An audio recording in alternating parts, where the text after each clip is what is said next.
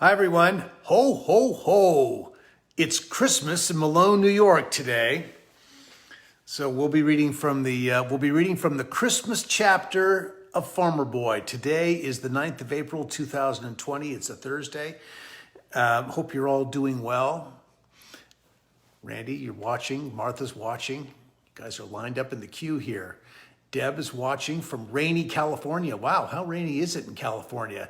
You know, I always think that California is going to be in the middle of some sort of drought. And I've been speaking to Catherine every night, and she's been telling me that it has been raining regularly, which is really good news. At least something good is going on. If you're a Californian, you welcome the rain. Today, as I say, today we're going to be reading from, from Germany. Silvana from Germany. Isn't that cool?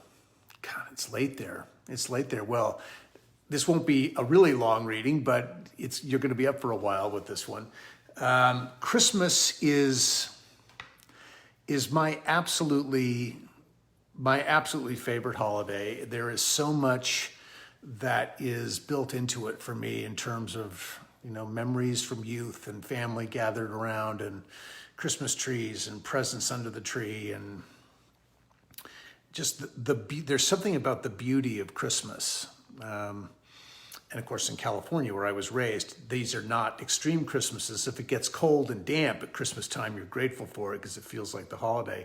Obviously, other parts of the country, more northern in the country, really experience winter in a real way. And if you live in the northern part of Europe, you experience winter in a powerful way. And if you celebrate Christmas, then it becomes all part of the joy of it. Those of you who follow me on Facebook have seen pictures of my Christmas trees. Love putting up the Christmas tree, and as part of my German tradition, we have these little miniatures that go under the Christmas tree, and it's a tradition that goes back more than 100 years in my family. And I've been really happy to be able to carry it on for Catherine and me and our grandchildren, and my brother and sister do it, and cousins do it. And it's a really special part of our Christmas. So Almanzo has his special Christmas too. And although there are a few surprises in this chapter about Christmas, I think Laura has a really fascinating way of blending the joyous with something that's not necessarily joyous, or something that's not necessarily so good. And it provides balance. It counterbalances things in the storytelling, which is really nice. Michael Landon had this gift with the Little House series. The thing that always comes to mind when I think about the sort of yin and yang in storytelling is the He Loves Me, or the Laura Ingalls Wilder 2-part episode where Laura and Almanzo get married. He was Almanzo then, now we've got it right, he's Almanzo. But that episode was sprinkled with a lot of disappointment, and of course it was a wonderful story for Lucy Flippen, who played Eliza Jane, and having this sort of magical, fanciful relationship with Harve Miller, who was played by Jamie Cromwell so beautifully. I mean, I'd never really known Jamie before. Well, certainly everyone knows Jamie now. He was great in it. She was great in it. And sprinkled at the very end, after Eliza Jane's horrible heartbreak, Laura and Almanzo get married in sort of an afterthought at the end of the episode. And I think it was Michael's way of taking some of it was making it more real life. I mean, these things, joy and disappointment come together, and people have to cope with them, and with both of those things. I mean, we do cope with joy and heartbreak all the time. And I think that Laura has a way of doing the same thing in her book, and I think you'll see it in this chapter and in the following chapter. Here we go. Enough preamble, on we go. Christmas. For a long time, it seemed that Christmas would never come. On Christmas, Uncle Andrew and Aunt Delia, Uncle Wesley and Aunt Lindy, and all the cousins were coming to dinner. It would be the best dinner of the whole year, and a good boy might get something in his stocking. Bad boys found nothing but switches in their stockings on Christmas morning. Almanzo tried to be good for so long that he could hardly stand the strain. But at last it was the day before Christmas, and Alice and Royal and Eliza Jane were home again. The girls were cleaning the whole house, and Mother was baking. Royal helped Father with the threshing, but Almanzo had to stay and help in the house. He remembered the switch and tried to be willing and cheerful. He had to scour the steel knives and forks and polish the silver. He had to wear an apron around his neck. He took the scouring brick and scraped a pile of red dust off it, and then with a wet cloth he rubbed the dust up and down on the knives and forks. This is something I'd never heard of, and maybe some of you have seen this, a scouring brick.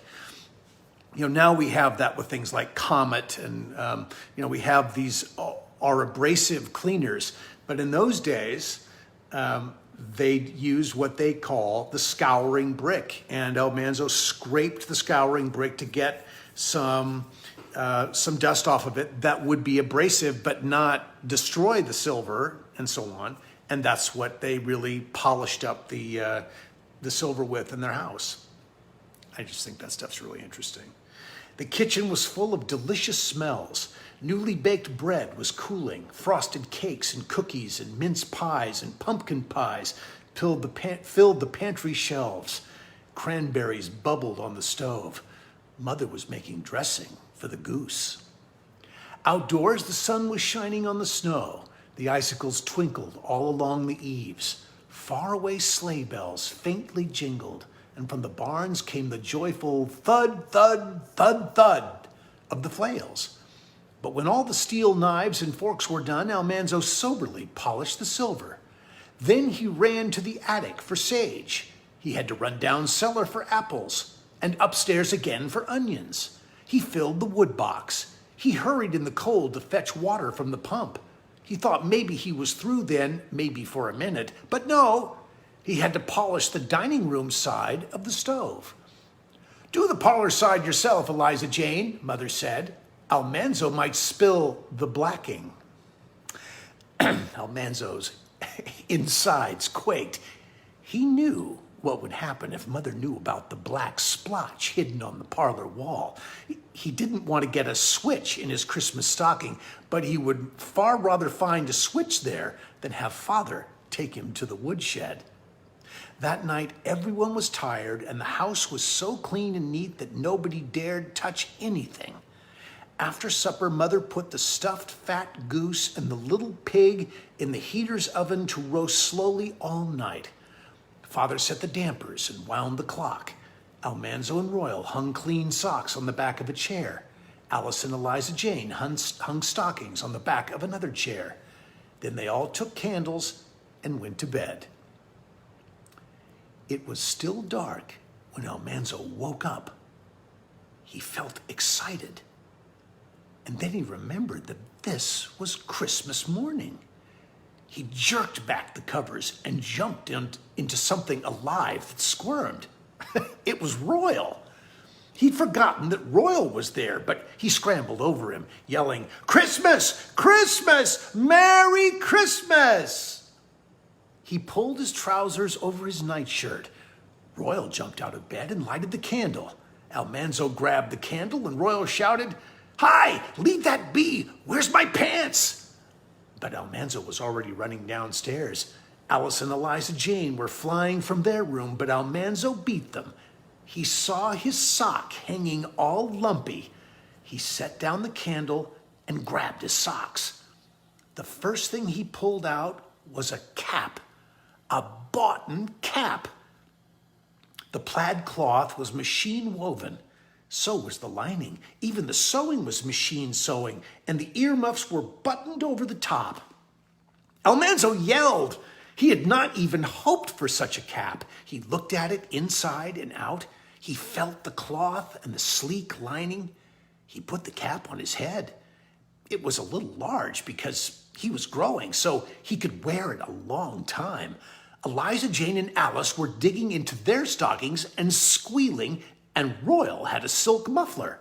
Almanzo thrust his hand into his sock again and pulled out a nickel's worth of horehound candy. He bit off the end of one stick. The outside melted like maple sugar, but the inside was hard and could be sucked for hours. Then he pulled out a new pair of mittens. Mother had knit the wrists and the backs in a fancy stitch. He pulled out an orange. He pulled out a little package of dried figs. And he thought that was all. He thought no boy ever had a better Christmas. But in the toe of the sock, there was something more. It was small and thin and hard. Almanzo couldn't imagine what it was. He pulled it out, and it was a jackknife. It had 4 blades. Almanzo yelled and yelled. He snapped all the blades open, sharp and shining, and he yelled, "Alice, look! Look, Royal! Looky, my jackknife! Looky, my cap!" Father's voice came out of the dark bedroom and said, "Look at the clock." They all looked at one another. Then Royal held up the candle, and they looked at the tall clock. Its hands pointed to 3:30. Eliza Jane did not know what to do. They had waked up Father and Mother an hour and a half before it was time to get up. "What time is it?" Father asked.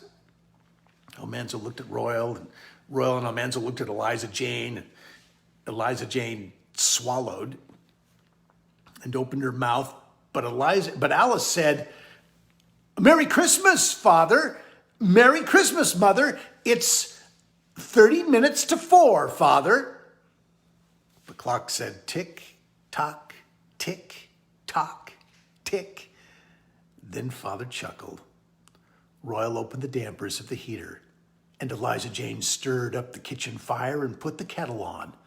The house was warm and cozy when Father and Mother got up, and they had a whole hour to spare.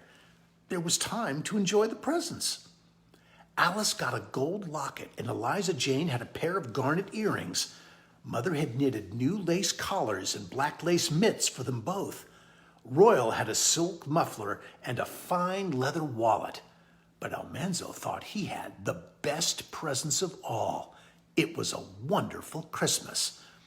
Then Mother began to hurry, and to hurry everyone else. There were the chores to do, the milk to skim, the new milk to strain and put away, breakfast to eat, vegetables to be peeled, and the whole house must be put in order and everybody dressed up before company came. The sun rushed up in the sky. Mother was everywhere, talking all the time. "Almanzo, wash your ear. Goodness mercy, Royal, don't stand around underfoot. Eliza Jane, remember, you're paring those potatoes, not slicing them, and don't leave so many eyes that they can see to jump out of the pot. Count the silver, Alice. Piece it out with the steel knives and forks. The best bleached tablecloths are on the bottom shelf. Mercy on us, look at the clock."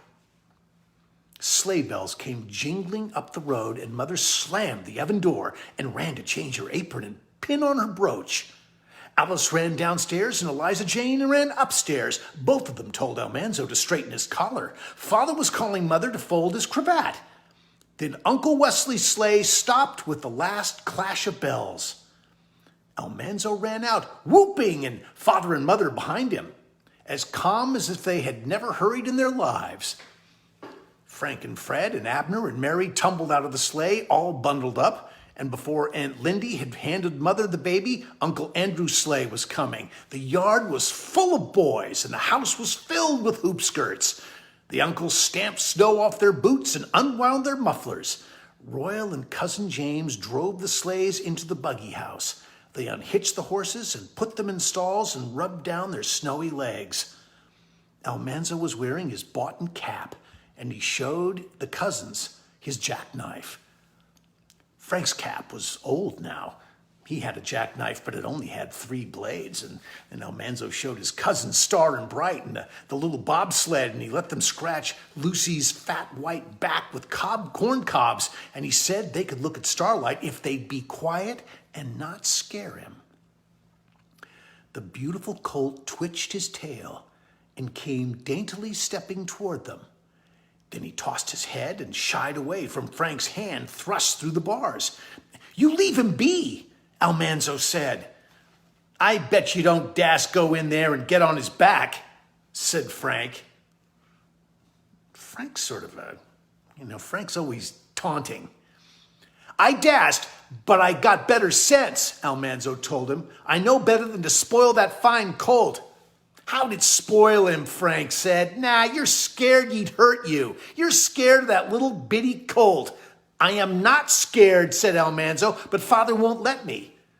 "I guess I'd do it if I wanted to, if I was you. I guess your father wouldn't know," Frank said.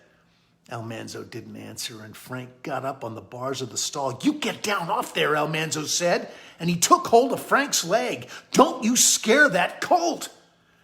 "I'll scare him if I want to," Frank said, kicking. Almanzo hung on. Starlight was running around and around the stall, and Almanzo wanted to yell for Royal, but he knew that would frighten Starlight even more. Here they are, scuffling by the stall. I've been in that barn, or the copy of that barn, and it is a very cool barn inside if you've not seen it. He set his teeth, Almanzo set his teeth and gave a mighty tug, and Frank came tumbling down. All the horses jumped, and Starlight reared and smashed against the manger. "I'll lick you for that," Frank said, scrambling up. "And you just try and lick me," said Almanzo. Royal came hurrying from the south barn. He took Almanzo and Frank by the shoulders and marched them outdoors. Fred and Abner and John came silently after them, and Almanzo's knees wobbled. He was afraid that Royal would tell father. "Let me catch you boys fooling around those colts again," Royal said, "and I'll tell father and Uncle Wesley. You'll get the hides thrashed off you." Royal shook Almanzo so hard that he couldn't tell how hard Royal was shaking Frank. Then he knocked their heads together. Almanzo saw stars. "Let that teach you to fight on Christmas Day. For shame," Royal said. "I only didn't want him to scare Starlight," Almanzo said. "Shut up," said Royal. "Don't be a tattletale. Now you behave yourselves or you'll wish you had. Go wash your hands. It's dinner time." Merry Christmas. They all went into the kitchen and washed their hands. Mother and the aunts and the girl cousins were taking up the Christmas dinner. The dining table had been turned around and pulled out till it was almost as long as the dining room, and every inch of it was loaded with good things to eat. Almanzo bowed his head and shut his eyes tight while father said the blessing. It was a long blessing because this was Christmas Day, but at last Almanzo could open his eyes. He sat and silently looked at the table. He looked at the crisp, crackling little pig lying on the blue platter with an apple in its mouth. He looked at the fat roast goose, the drumsticks sticking up and the edges of dressing curling out. The sound of father's knife sharpening on the whetstone made him even hungrier. He looked at the big bowl of cranberry jelly and at the fluffy mountain of mashed potatoes with melting butter trickling down it. He looked at the heap of mashed turnips and the golden baked squash and the pale fried parsnips. I've just never read descriptions of food like this. Laura is obsessed with food in Farmer Boy. and she makes Almanzo just this bottomless pit of an eater in it. It's just really, it's fun. I love the descriptions of the food. He swallowed hard and tried not to look anymore. He couldn't help seeing the fried apples and onions and the candied carrots. He couldn't help gazing at the triangles of pie waiting by his plate, the spicy pumpkin pie, the melting cream pie, the rich dark mince oozing from between the mince pie's flaky crusts. He squeezed his hands together between his knees. He had to sit silent and wait. but he felt aching and hollow inside. All the grown-ups at the head of the table must be served first. They were passing their plates and talking and heartlessly laughing. Heartlessly laughing. That's an interesting way to describe the way the adults were behaving. Talking and heartlessly laughing. The tender pork fell away in slices under Father's carving knife. The white breast of the goose went piece by piece from the bare breastbone. Spoons ate up the clear cranberry jelly and gouged deep into the mashed potatoes and ladled away the brown gravies. Almanzo had to wait to the very last. He was the youngest of all, except Abner and the babies, and Abner was company. At last, Almanzo's plate was filled. The first taste made a pleasant feeling inside him, and it grew and grew while he ate and ate and ate. He ate till he could eat no more, and he felt very good inside. For a while, he slowly nibbled bits from his second piece of fruitcake. Then he put the fruity slice in his pocket and went out to play.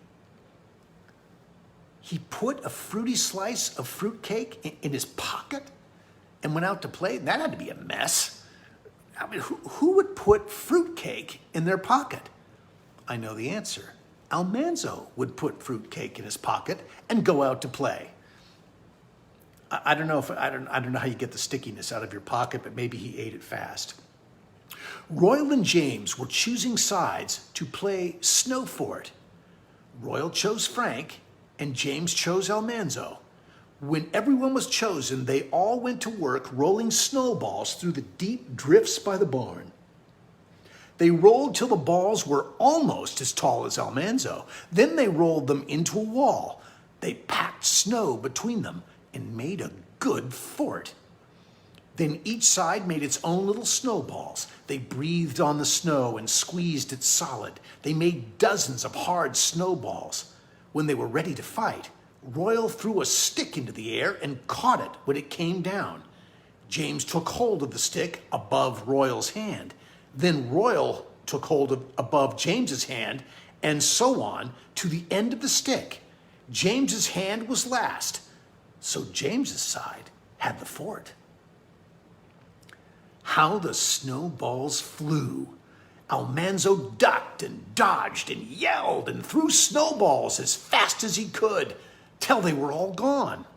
Royal came charging over the wall with all the enemy after him, and Almanzo rose up and grabbed Frank. Headlong they went into the deep snow outside the wall, and they rolled over and over, hitting each other as hard as they could. Almanzo's face was covered with snow and his mouth was full of it, but he hung on to Frank and kept hitting him.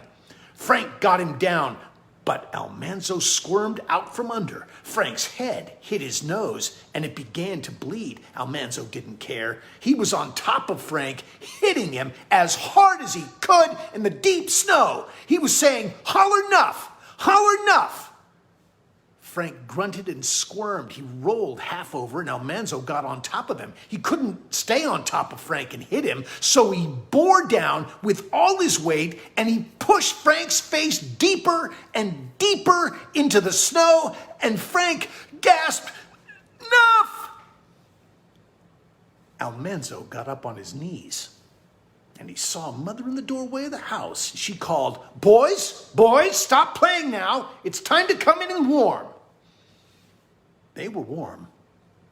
They were hot and panting, but Mother and the aunts thought the cousins must get warm before they rode home in the cold. They all went tramping in, covered with snow, and Mother held up her hands and exclaimed, "Mercy on us!"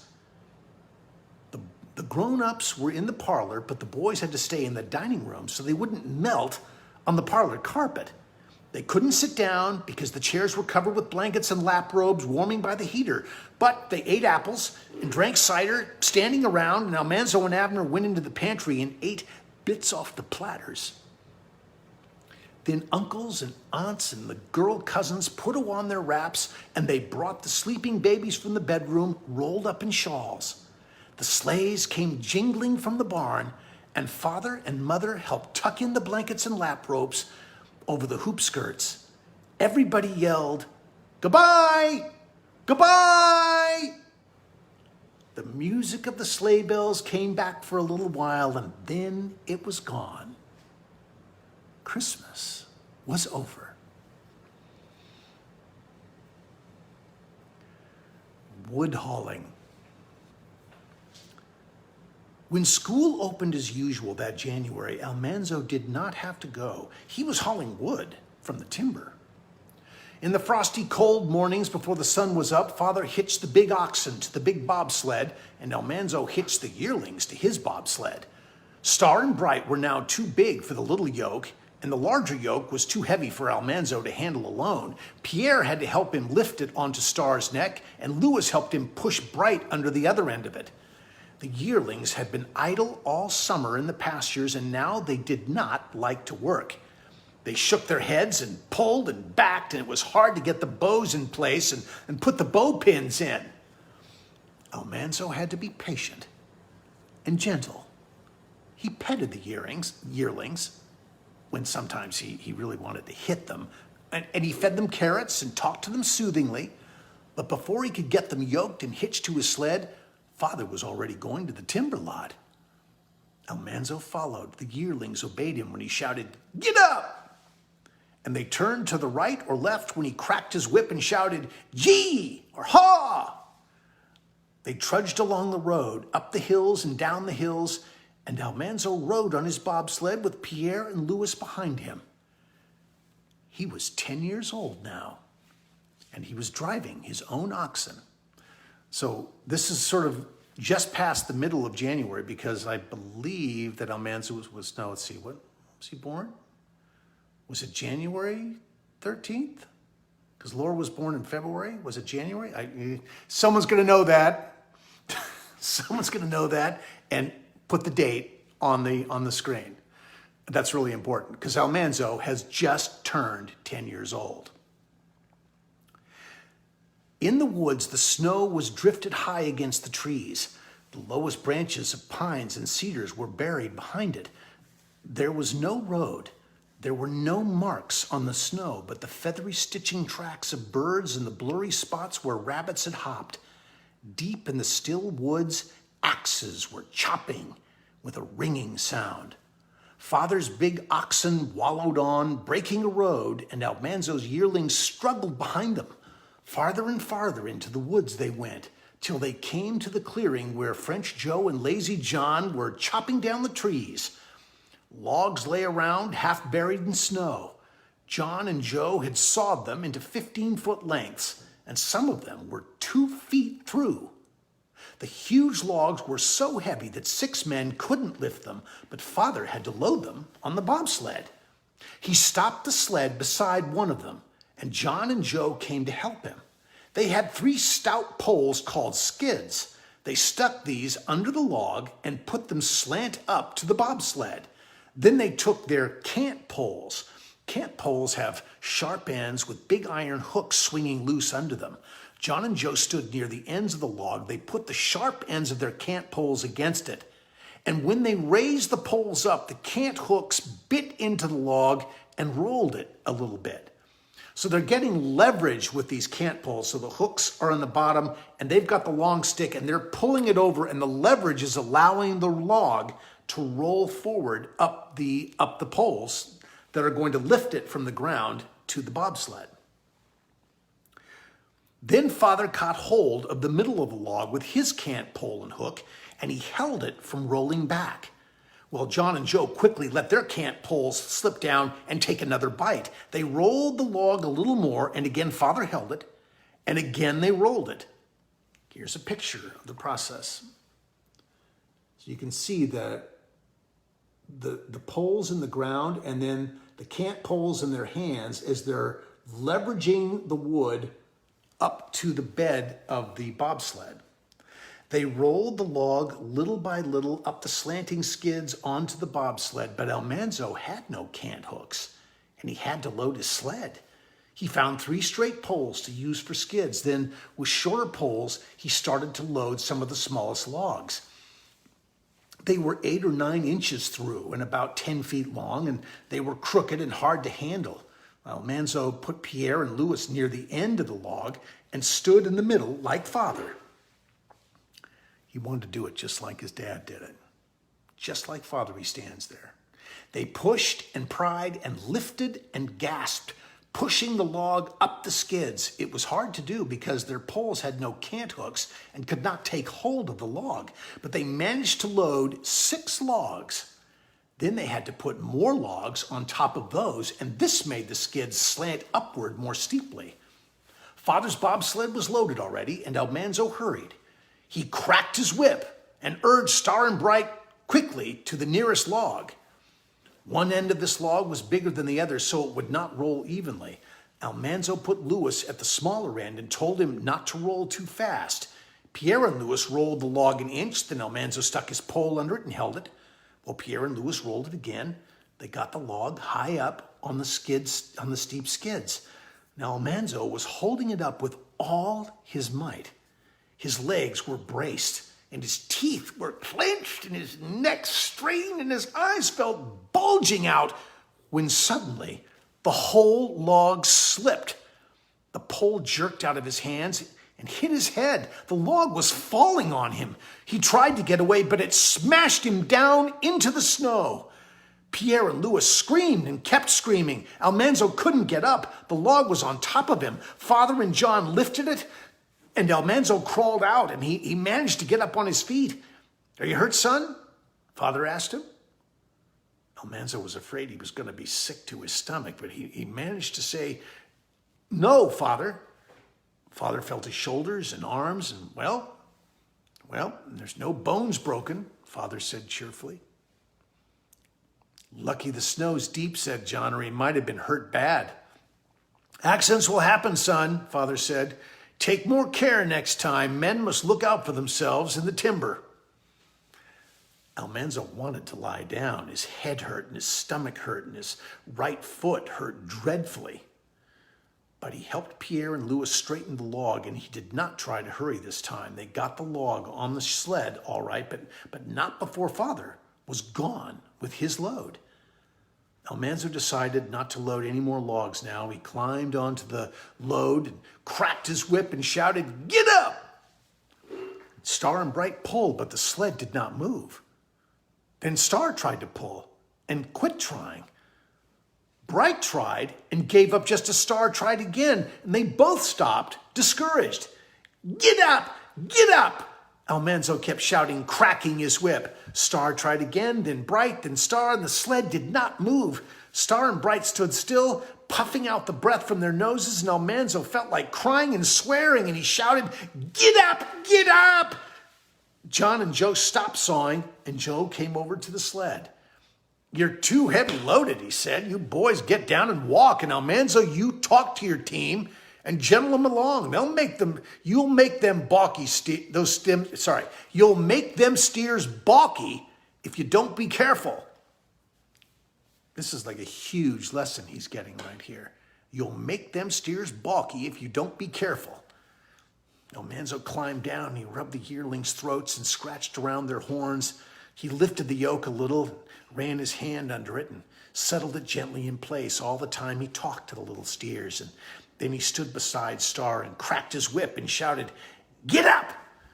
Star and Bright pulled together, and the sled moved. Almanzo trudged all the way home. Pierre and Louis walked in the smooth tracks behind the runners, but Almanzo had to struggle through the soft, deep snow beside Star. When he reached the woodpile at home, Father said he had done well to get out of the timber. "Next time, son, you'll know better than to put such a heavy load before the road's broken," Father said. "You spoil the team if you let them seesaw. They get the idea they can't pull the load and they quit trying, and after that, they're just no good." Almanzo could not eat dinner.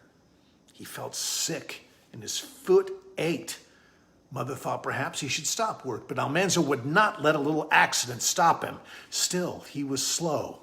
Before he reached the timber, he met Father coming back with a load, and he knew that an empty sled must always give the road to a loaded sled. So he cracked his whip and shouted, "Gee!"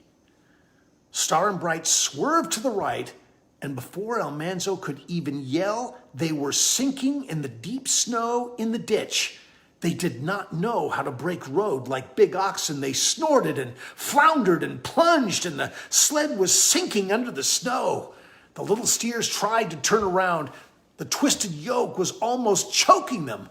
Almanzo struggled in the snow, trying to reach the yearling's head. Father turned and watched while he went by. Then he faced forward again and drove on toward home. Wow. Almanzo got hold of Star's head and spoke to him gently. Pierre and Louis had hold of Bright, and the yearlings stopped plunging. Only their heads and their backs showed above the snow. Almanzo swore, "God dang it."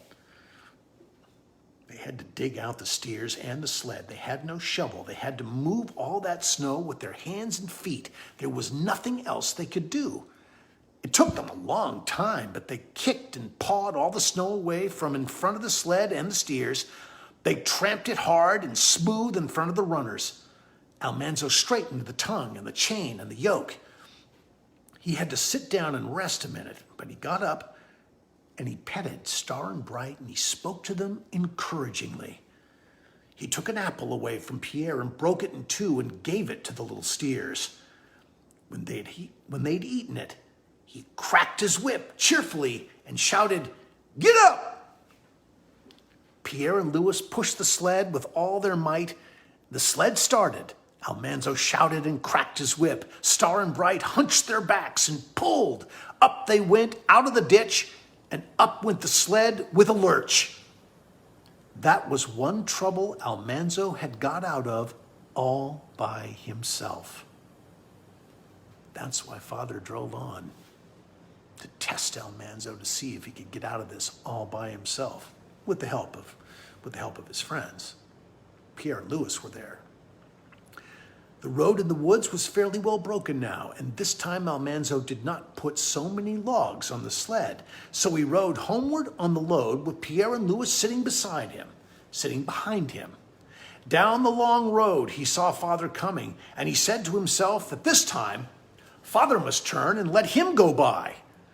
Star and Bright walked briskly, and the sled was sliding easily down the white road. Almanzo's whip cracked loudly in the frosty air. Nearer and nearer came Father's big oxen, and Father riding on the big sled. Now, of course, the big oxen should have made way for Almanzo's load. Or perhaps Star and Bright remembered that they had turned out before. Or perhaps they knew they must be polite to older, bigger oxen. Nobody expected them to turn out of the road, but suddenly they did. One sled runner dropped into the soft snow, and over went the sled and the load and the boys, topsy-turvy, pell-mell. Almanzo went sprawling through the air and head first into the snow. He wallowed and scrambled and came up. His sled stood on edge. The logs were scattered and upended in the drifts. There was a pile of red-brown legs and sides deep in the snow. Father's big oxen were going calmly by. Pierre and Louis reached out for the snow, rose out of the snow, swearing in French.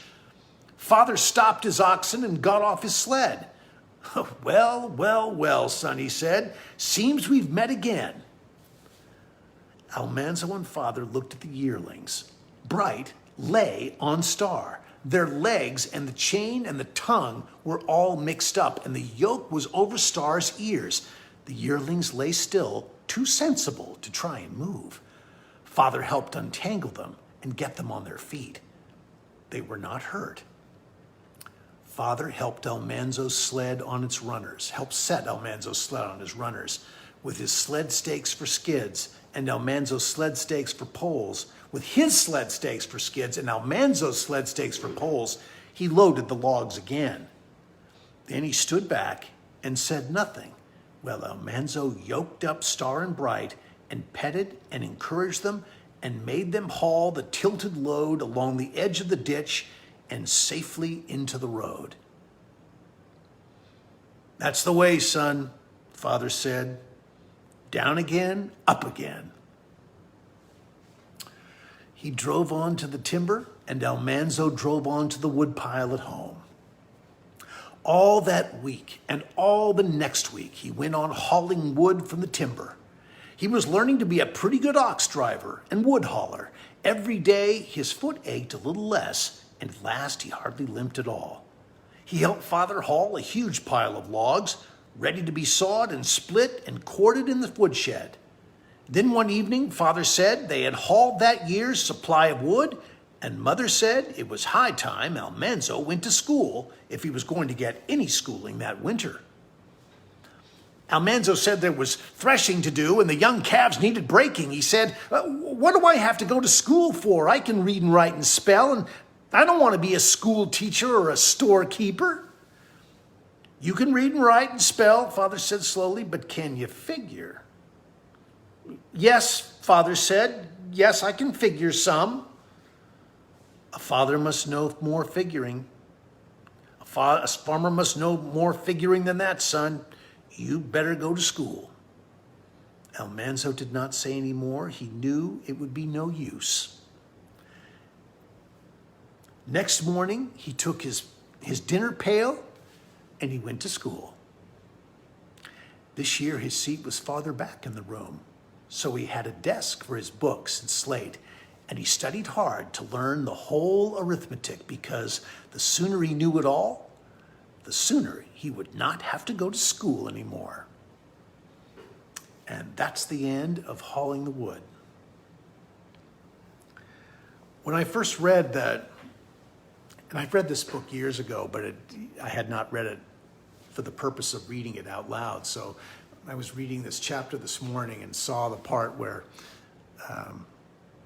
Almanzo's sled had tipped over and he was stuck in the ditch, and seeing that Father just looked at him, turned his head forward, and kept right on driving. I bet that was hard for him to do, but I think he knew he had to do that. He needed his son to figure it out. He needed to see if his son could figure it out.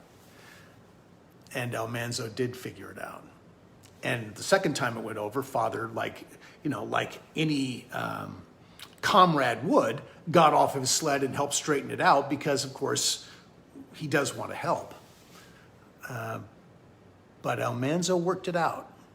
And that was a huge lesson for him to learn at that stage in his life, as he's so badly wanting to be, a man around the house and drive the horses and do all the things that Father does. This was a really important time for him. Laura has a wonderful way of sharing these lessons that people have to learn. That's our second chapter for today. I'll be back tomorrow. I think we probably have maybe 1 or 2 more days of Farmer Boy, and then Allison will take over with Little House on the Prairie. But I will see you tomorrow for the next 2 chapters of Farmer Boy. And as always, this is fun. Wash your hands, wear your masks, take care of each other. It feels like maybe the country is reaching a point where we are starting to see a corner in this virus crisis that we're in, which is a really good thing for all of us. But we all need to be good and strong and determined to be disciplined about how we're interacting with each other and with people, just people in our cities and towns generally, so that we can keep this thing under control and get on with life as we know it. I'll see you tomorrow. Looking forward to it. Bye-bye.